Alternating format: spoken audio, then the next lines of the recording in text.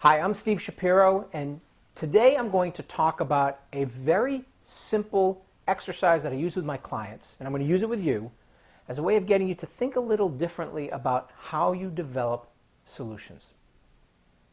So I have in my hand here a brick. This is a rubber brick, but imagine I'm holding a real brick. When I've done this with groups, the first thing I would have them do is develop uses of a brick. So each person in the audience would have to find different uses, whether it's use it in a patio, use it as a paperweight, break it in half, use it for bookends. Then we do this exercise again, but with a twist. And here's the twist. Instead of looking at what we know about the brick, our understanding of a brick, that it's heavy, it's dense, it's rough, it's dangerous, so I can beat people up with it, what we're going to do is we're going to connect it to something random. So, for example, what are all the different ways you could use a brick in the kitchen?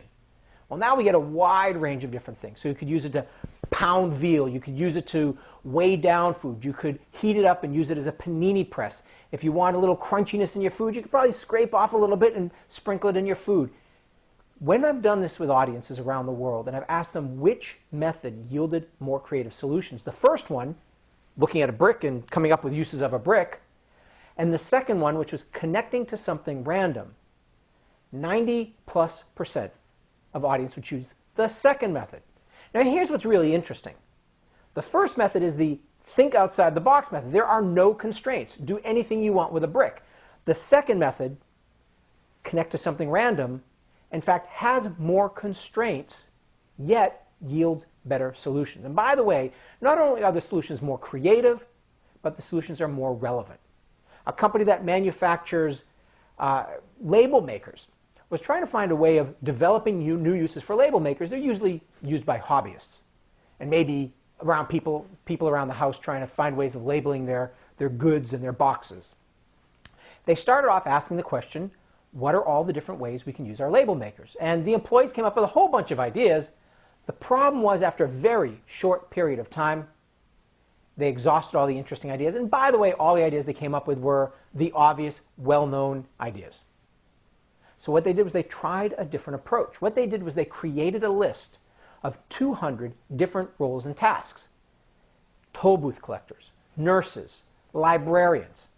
And then each day, people were to take one of those very specific segments and then find uses of a label maker for that segment. So how would we use a label maker in a hospital? How would we use it in a library? How would we use it in a toll booth? They received more suggestions.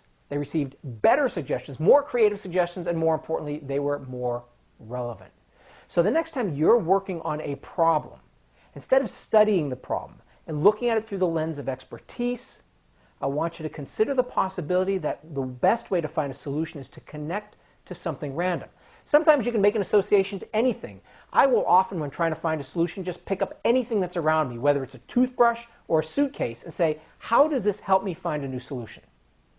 But quite often a better use is to figure out a different market segment. How could I use this product or service in a different market? Regardless of what it is, the objective here is to start making connections. Steve Jobs once said that creativity is just having enough dots to connect. Dots being ideas or experiences, and the reason why creative people are so is they've either had more experiences or they've thought more about their experiences than other people. This is the key. You, as an expert, are most likely reading the same magazines, doing the same thing over and over.